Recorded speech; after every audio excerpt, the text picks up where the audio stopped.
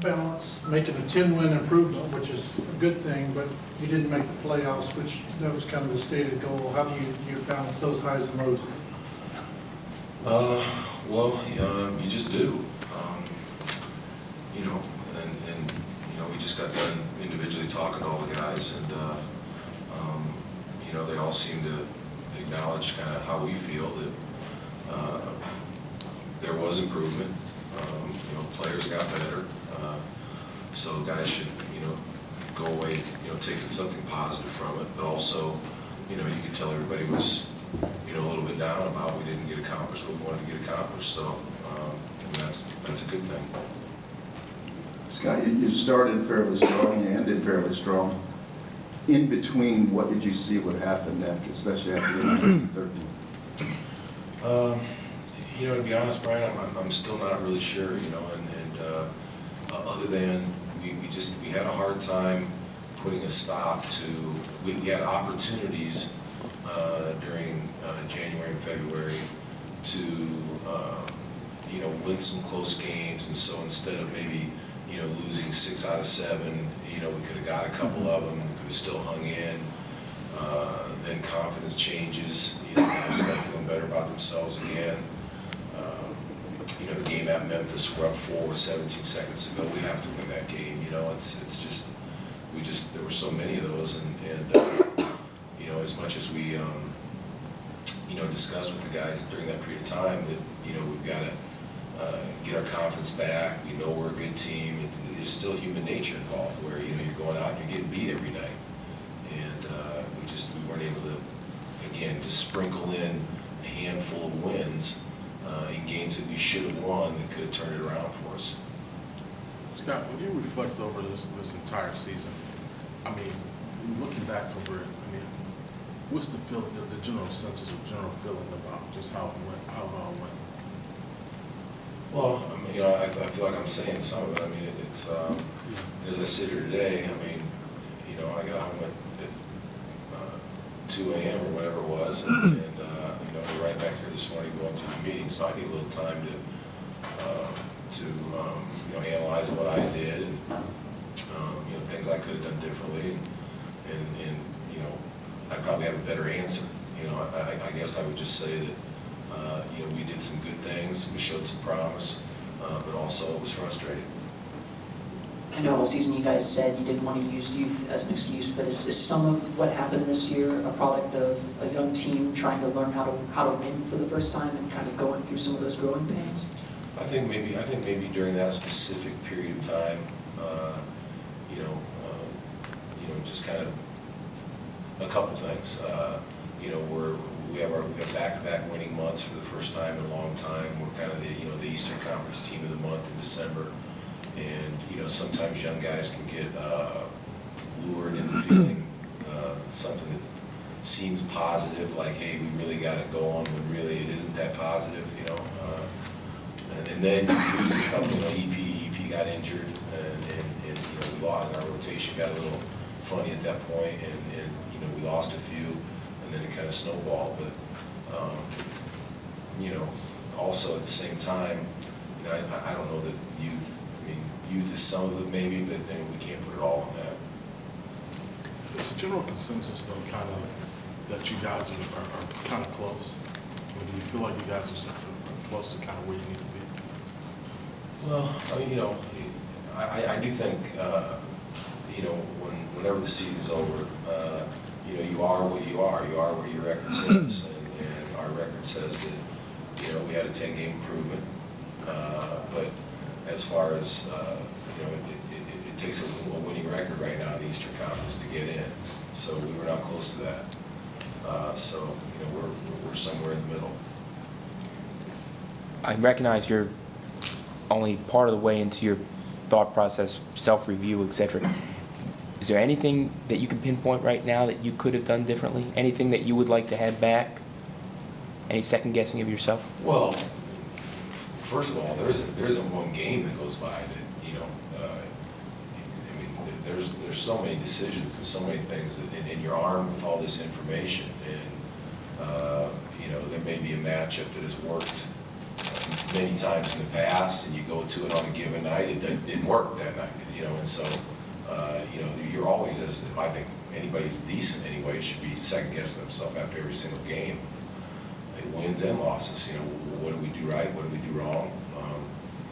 You know, sometimes decisions, as I said, are made on good intentions, they turn out wrong. Other times, you have a gut instinct, and you take a flyer on something, it turns out right to be the right thing to do. So from a micro standpoint, you know, I think about that after every single game. And then from the macro standpoint, now I have to look at the whole season. So not right at this moment. I don't have anything that, you know, I have a lot of things going on in my head that, you know, decisions maybe I could have made differently, but nothing I'm going to tell you right now, Josh. It's kind of, in football, you gotta have a quarterback to win. In baseball, you gotta have pitching to win. In the way the game's going with three-point shooting, does this team have to improve in that area, have to be able to keep pace with teams making 15, 17, 18 threes a game? Yeah, I think so, but I also think that,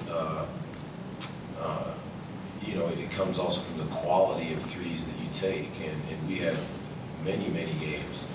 You guys all saw it, where the ball was really flying around the perimeter, and we're stepping in and knocking down shots, and looking like a really unselfish offensive team, and scoring points, and then we had other games where we just got bogged down on the dribble, and so it's you know, when you look at the first set of games I talked about, we looked like our three-point shooting was fine, and then when we got bogged down by the dribble, then it's, well, you know, we didn't make enough threes tonight.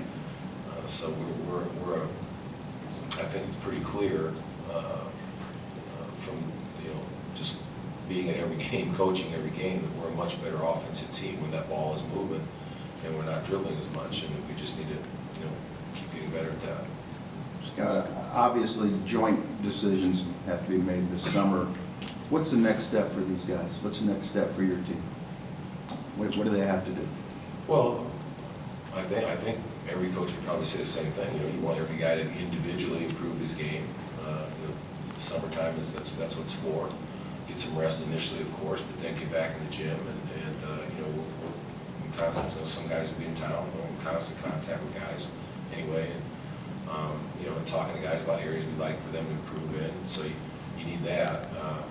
But then, you know, we've got to you know, we got to get tougher. We can't let, you know, 2 or 3 games skid, you know, turn into what it did. We've just got to be mentally tougher, and some of that in reality does come from being more mature.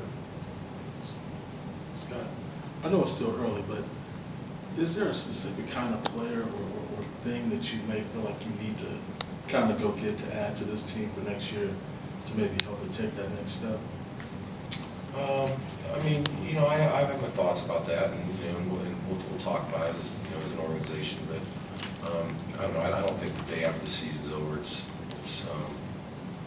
you know, that I've given it enough thought to, you know, give a good answer. Coach, you've been in this game for a while. What did you learn about yourself as a coach this year? I don't know. It's a good question. That's something, again, I'll have to think about. You know, I like to think I'm a pretty thoughtful person, and you know, I'm not just spouting out all the time. So, you know, I'll give that some thought. It was a frustrating year because I really thought that I believed what I said. You know, when I got the job, and I told the players many times in the locker room in private, I believed there was a winning team in the locker room this year. You know, and we didn't get it done, and that responsibility is mine. You know, I have to own that. So I've got to spend some time thinking about, you know, everything that I did that caused the outcome. Got the growth individually, the Evans having a career year, you see Aaron taking a step. I mean, do you measure progress that way when you see each guy getting better, and now it's a matter of putting it all together? Well, I think that's one way you have to do it, for sure. You know, I mean, that's the way to be encouraged by it. You know, you look at the guys and you see the guys individually are getting better, and that's great. But you know, then the next step is them playing together and getting better. And as I said, we showed many signs of being able to do that. it was just a consistency type of issue, and so that's got to be the next step. But you know, from a personal standpoint, as a coach, when you see guys getting better, it's gratifying. But it doesn't change the fact that other teams are playing Saturday and Sunday, and we're not. Isn't it kind of innate challenge when you have so many young guys who are all at once trying to learn the game, and then as they go on, they kind of have their own career arc, their agendas. You have so many of them and not a lot of veteran guys who've been around and can kind of maybe steer the ship when it goes off course. Isn't that essentially what you're faced with, your challenge? Yeah, I mean, that's a fair assessment, I think. And it certainly, I mean, look, these are good guys, but still, it doesn't, the system, some of this is systemic, where, the guys come in, they're on their rookie deal. The rookie deal, by any reasonable person's standard, is a lot of money, but by NBA standards, it's not, and so, now we're entering into an area where, the second deals will be even bigger, and so, it's just human nature for some guys maybe to be thinking about some other things, but like I said, it's a fair assessment. The more veteran voices you can have, in the locker room to help the good teams, the really, really good teams. The coaches aren't doing much at, policing of anything in the locker room. It's just in all sports. There's just so much leadership in there that there just isn't much to do. You're talking to the guys, of course, all the time, but the locker room just kind of takes care of itself.